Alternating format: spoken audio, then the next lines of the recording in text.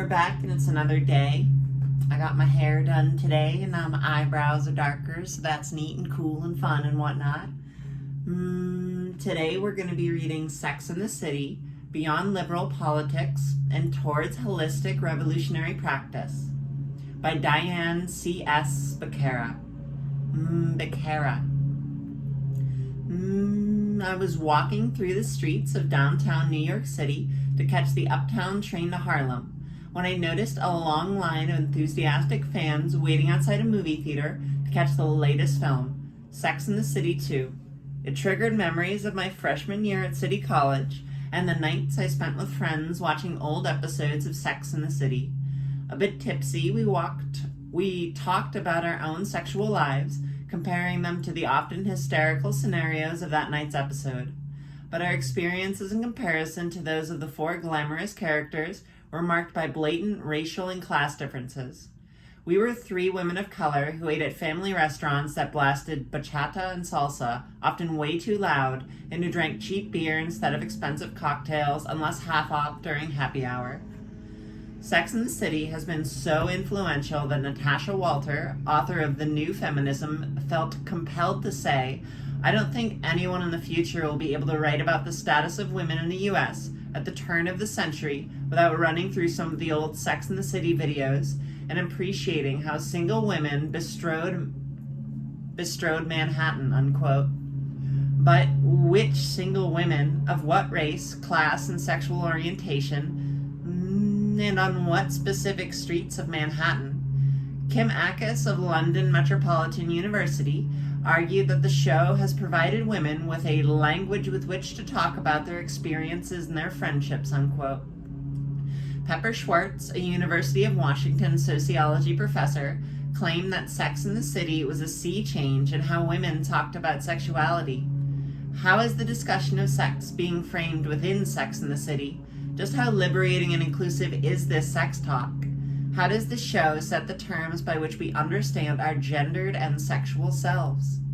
It's obvious that most of us could never afford the fabulous lifestyle promoted in the show, especially in this down-spiraling economy. Many of us are losing or have lost our jobs and homes and are unable to pay for school, bills, etc.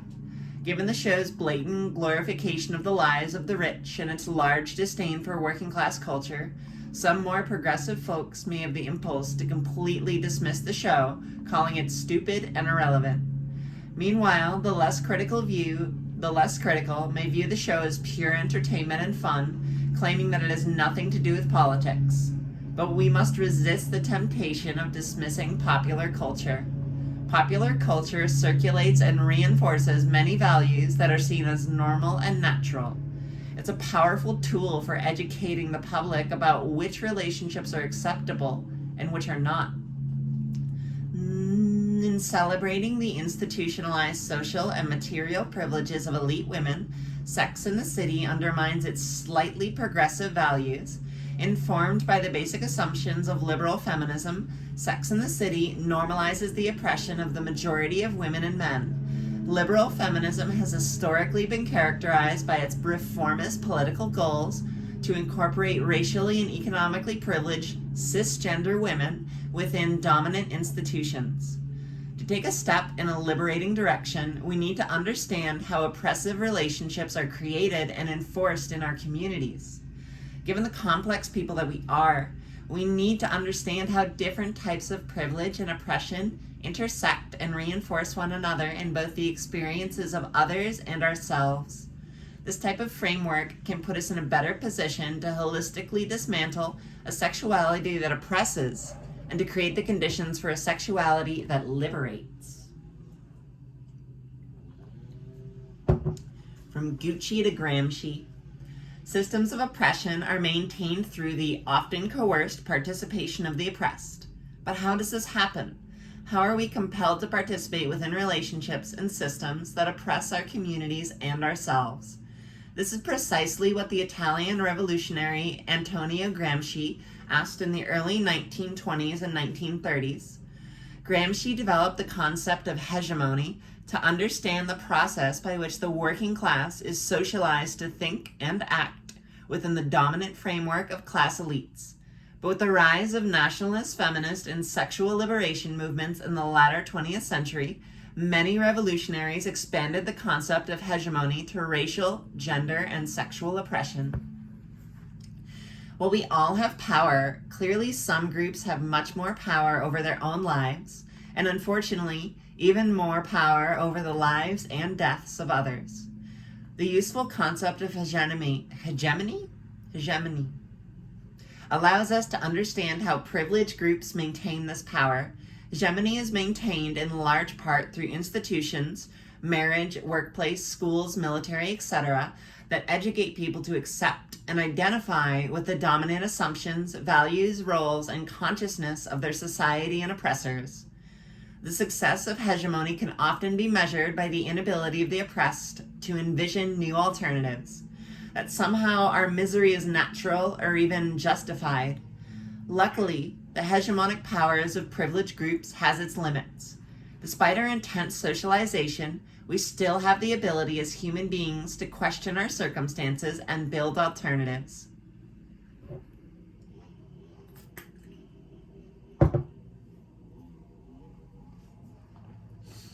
Sex and the City 101. It's important to know the show's plot before we analyze the show in relation to hegemony. Sex and the City portrays the lives of 4 single, elite, white, wealthy, heterosexual, and thin women living fabulously in New York City during the late 90s to the early 2000s.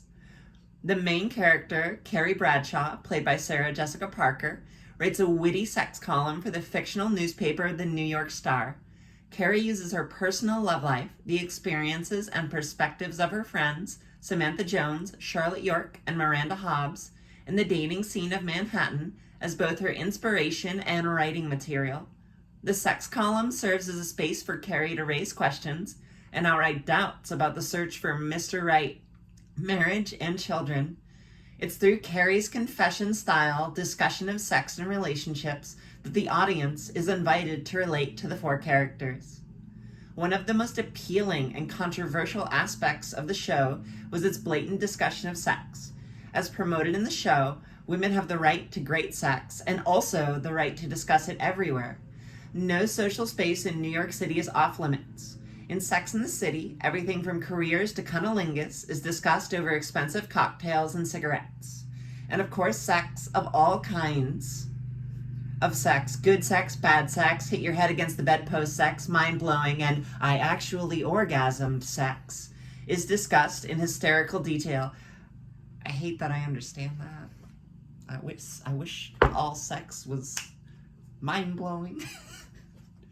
Fucking learning curves. Sex is like playing EVE Online, I swear.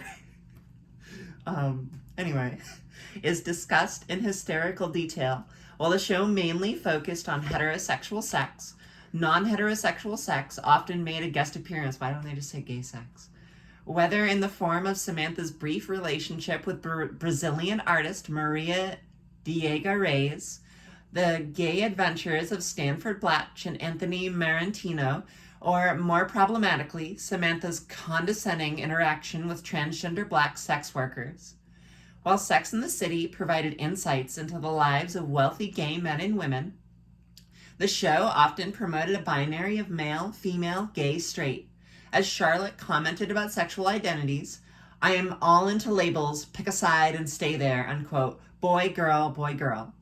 This heterosexist statement treats sexuality as fixed and denies people, particularly queer and trans folks, the right to embody an identity that escapes the gender and sexual binary. Since hegemony is a process of domination, there is space for limited resistance and human agency to reject or question the expectations and roles demanded of certain social groups. Through humor, Sex and the City challenges the domestic roles assigned to financially privileged women. The show points to a new culture where female friendships, financial independence, female sexual empowerment, individuality, and personal choice are valued. We see this form of questioning in Sex and the City. The 4 female characters ridicule the expectations normally projected onto single women in their 30s. Romantic fantasies and notions about love are in a constant process of evaluation. Samantha rejects monogamy, embraces trisexuality, or try anything once, and passionately defends a woman's right to always orgasm during sex. I mean, I get the vibe, but medication is fucking crazy, and like being post-op is fucking crazy. Like, I feel like if you hyperfixate on orgasm within sexual context, you're gonna end up like sad in different ways. And that's not cool. Like, I spend like most of my time having sex with people who like can't or otherwise struggle greatly to orgasm. And I feel like if you're hyperfixating on that as the signifier of sexual winning or sexual end goal, you're like fucking yourself out of the intimacy and the communion of sex. Where the fuck was I? Samantha proudly admits, quote, I have had to polish myself off once or twice, but yes, when I RSV to a party, I make it my business to come, unquote. Samantha is the antithesis to the female stereotype that is desperately in search of a monogamous relationship. Another leading critic is Miranda, who sarcastically questions the double standard for men and women in regards to sex, financial independence, aging, and beauty. To name a few, Miranda is especially critical of romantic fantasies. Quote, soulmates only exist in the Hallmark aisle of Dwan Reed drugs, unquote. Miranda even criticizes her friends for their often obsessive discussion of men, a subject matter that consumes a large portion of the women's time. All we talk about anymore is Big Carrie's love interest, or balls, or small dicks. How does it happen that four such smart women have nothing to talk about but boyfriends? It's like 7th grade with bank accounts. What about us? What we think, we feel, we know. Christ, does it all have to be about them? Miranda expresses her frustration of having to measure her happiness to the extent that her personal relationships with men are successful, i.e. long-term and lead to marriage, despite her accomplishments as a corporate lawyer that grant her a sense of worth and financial independence. The constant discussion of men is equated with the stereotypical obsession of inexperienced young girls with boys. Overall, the show tries to highlight the power of female friendship, challenging the idea that women are entirely dependent on men for their emotional needs. It challenged the idea that you're, quote, nobody till you found somebody, unquote, as Michael Patrick King, the executive producer of Sex and the City, said, quote, we get to say what no one would ever say to single people in their 30s, which is, quote, maybe your life is better than the married people's, unquote. Although Charlotte, a leading character, is eager to get married, Sex and the City often suggests that happiness can be found outside marriage, and that not all women want a monogamous relationship or need to have children to feel fulfilled in life. As the radical voices of the LGBTQ movement have suggested, marriage should not be legally, economically, or socially privileged above other relationships. Our vision of society should honor, respect, and materially support the diverse ways that people practice consensual love and build communities beyond relationships of dominance. The majority of people, regardless of their gender and sexual identity, do not live in a traditional nuclear family. This is especially true of queer, people of color, and working class communities who depend on extended families and friends for their well-being. The latter two households are often supported by single mothers. That last line feels like a weird addition. It feels like something someone was like, you should mention this. And they're like, ah, yes, of course. But it's not, it doesn't flow well in the, whatever. It's a good point. It doesn't flow well in the paragraph. I'm writing more zines lately, so I'm like thinking about phrasing and shit.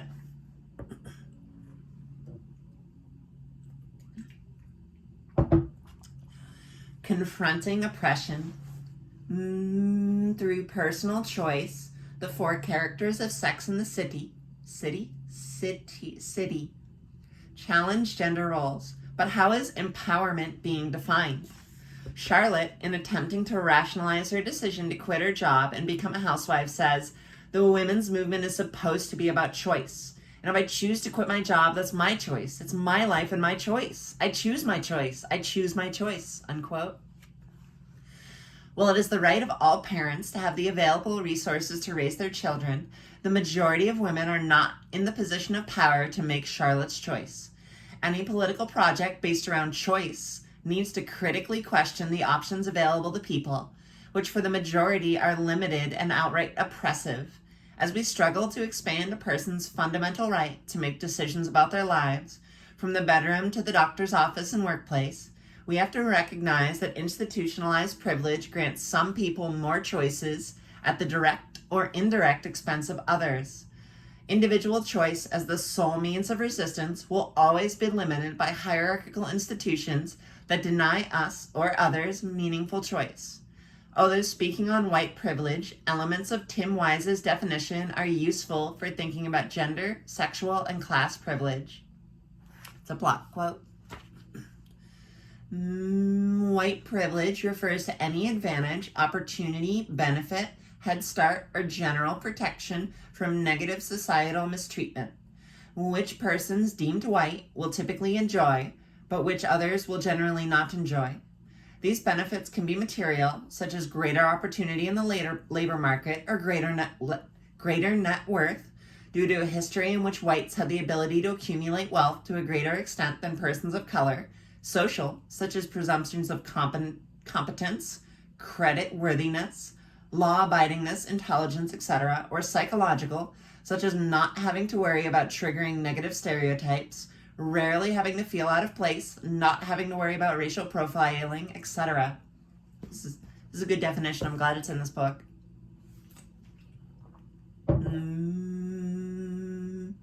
Sex and the City defines social liberation around the privileges of wealthy white cisgender women, meaning women who perform the gender identity assigned to them at birth, living in a gentrified apartment, buying $495 shoes, Jesus Christ, getting married, and hiring an immigrant nanny are all presented as the embodiment of feminist liberation.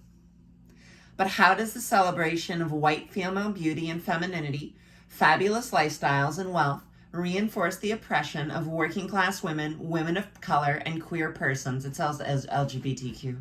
I should have read that as written. While Sex and the City honors the sexually assertive women, a sexually assertive woman, singular, and often critiques the sexism that rich women face in the corporate boardroom, the show ultimately points to the accomplishments of wealthy white women as proof of all women's gains.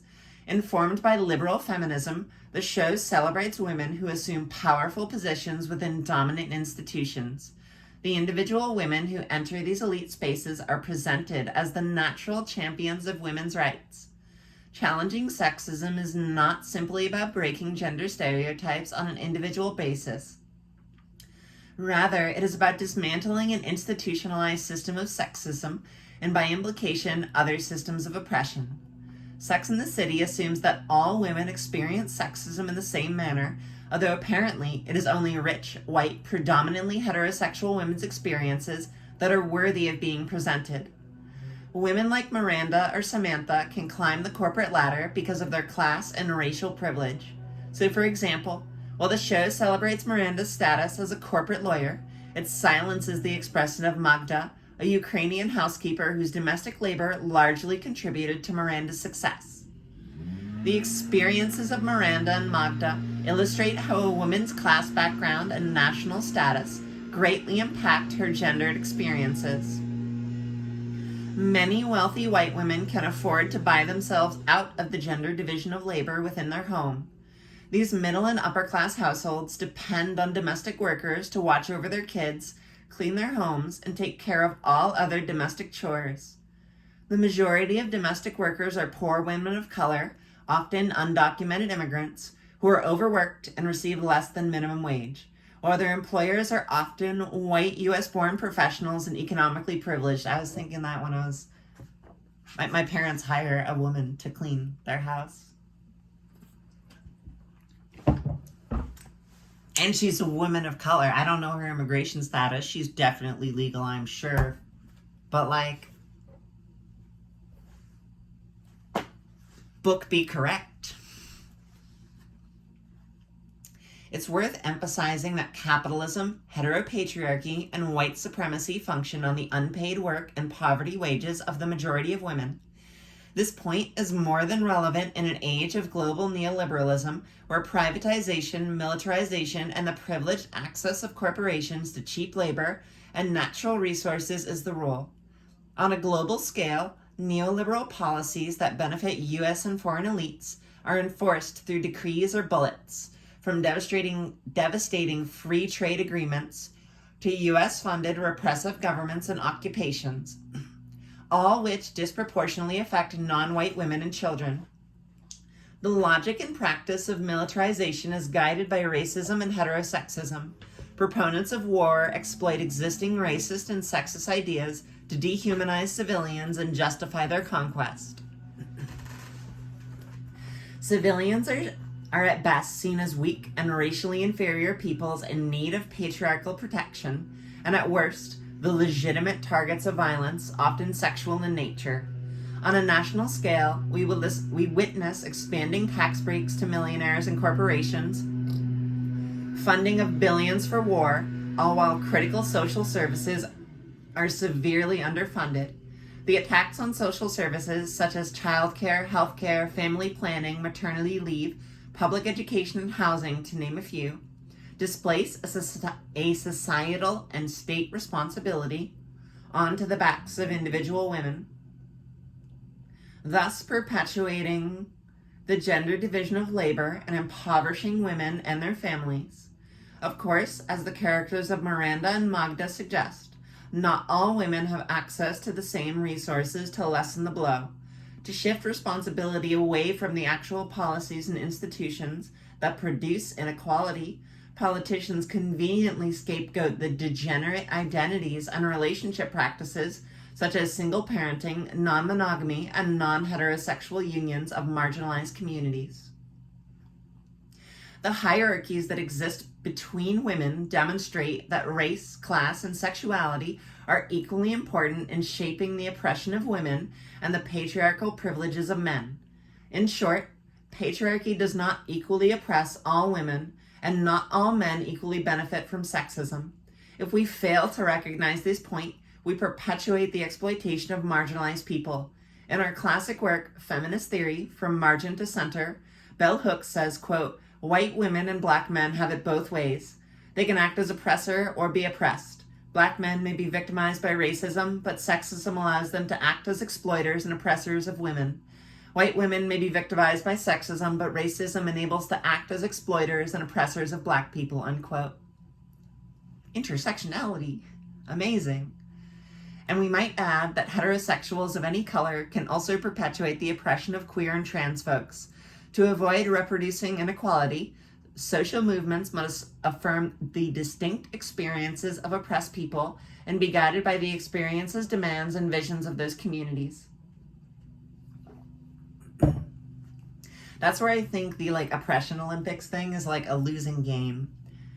Everyone, except maybe Jeff Bezos, but even that, I think you could make an argument. I think you could make an argument that Jeff Bezos is oppressed by his own wealth.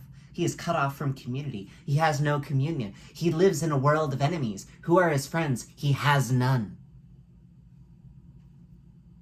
Jeff Bezos, give away your wealth so you can have friends, man. You'll be happier.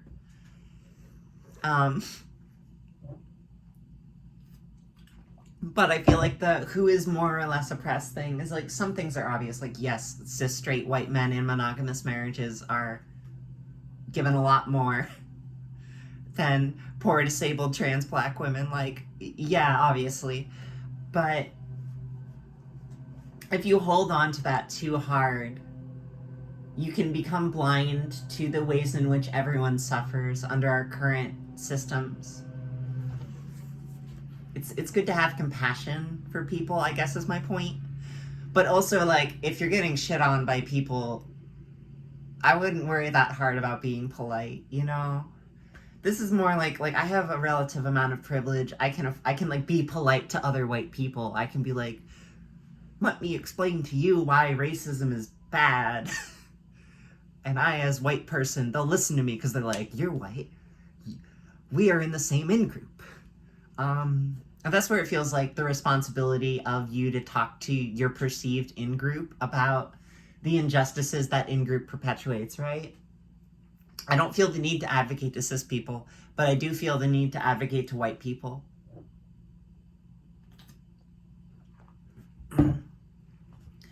Revolution, a struggle that never goes out of style.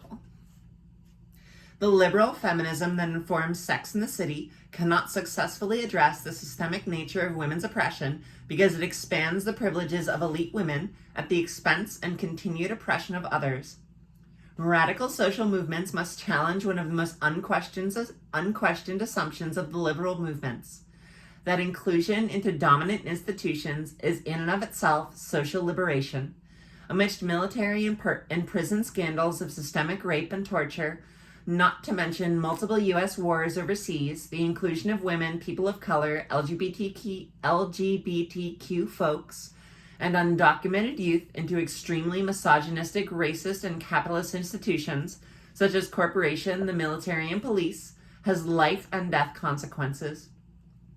As prison abolitionist Angela Davis warns, inclusion into oppressive institutions offers marginalized peoples the, quote, equal opportunity to perpetuate male dominance and racism, unquote, and one might add class oppression, imperialism, and environmental destruction as well.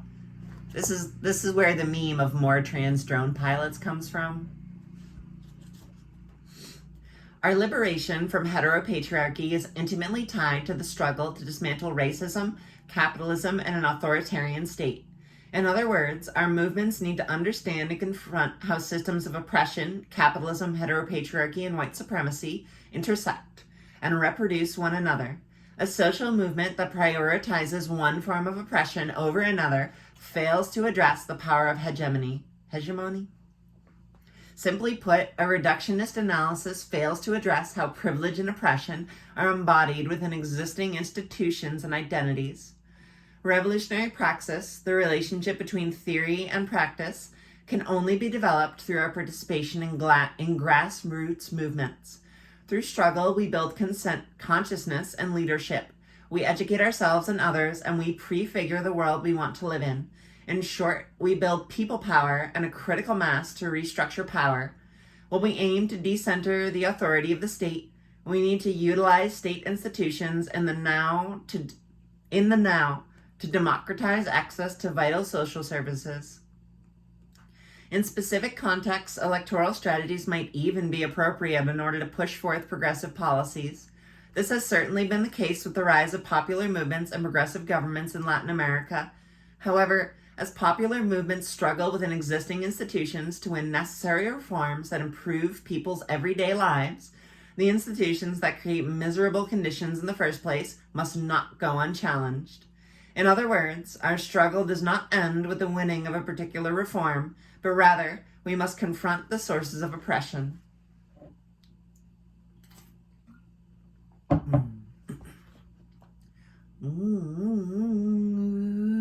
Fighting oppression is a collective struggle and an ideological and institutional battle. It requires the cultivation of a new form of consciousness that challenges the legitimacy of existing ideas and practices. We have to unlearn our oppressive roles and beliefs and learn new ways of valuing, respecting, and loving one another. But sustaining new relationships demands new forms of organizing society. The struggle against sexual and gender oppression is an important component of a larger struggle to transform and establish a new society. A liberatory sexuality in society is only possible with the transformation and creation of alternative institutions that are democratic, decentralized, empowering, and participatory. Alternative institutions that embody a different set of values: love, affirmation, consent, respect, justice, autonomy, and solidarity, to name a few. The project of queering anarchism would possibly not only analyze popular culture, but also redefine it and link together struggles against oppression into a holistic vision of systemic change. Inspired by the pro-democracy revolutions in the Middle East, and armed only with their values and ideas, New Yorkers who occupied Zuccotti Park and the center of Wall Street have presented a radically different vision of the city. Occupy Wall Street The anti-foreclosure movement, the opposition to stop and frisk policies, and other struggles which advance the rights of women, immigrants, working families and homeless, and trans and queer persons all bring to light that which media, from Sex and the City to newsrooms, obscure. The stark and growing inequalities that makes New York the most unequal state in the United States. Communities that existed on the margins of Sex and the City, communities in Harlem, the Bronx, Queens, Brooklyn, and Staten Island, have taken center stage to hold accountable elites who can profit from the majority behind police barricades, banks, or luxury apartments. Popular struggles also present another vision of sex, where consent is crucial and celebrated, where gender is fluid and non-hierarchical, where women, trans, and queer persons and sex workers can walk the streets free of fear, where men of color are no longer shot and brutalized in the name of upholding law and order and allegedly protecting us from racialized thugs and predators. Those are just your friends that are black. Where communities have the necessary resources, including time, space, and goods, to live and maintain their culture. The eruption of global protest movements in 2011, from New York and La Paz to Cairo and Tokyo, all demonstrate that an alternative vision of sex in the city is not only necessary, but possible. And in the words of Carrie Bradshaw, well, that's just fabulous.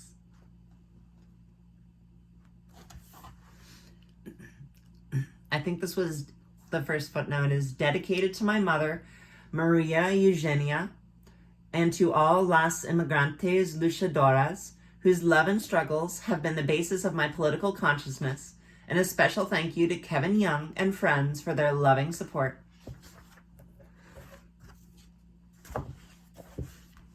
I like media analysis, so I feel like I enjoyed that. I watch a lot of media analysis, and I feel like it pokes at how media analysis can become like a political force. And I feel like in the 10 years since this book was written, that has actually happened.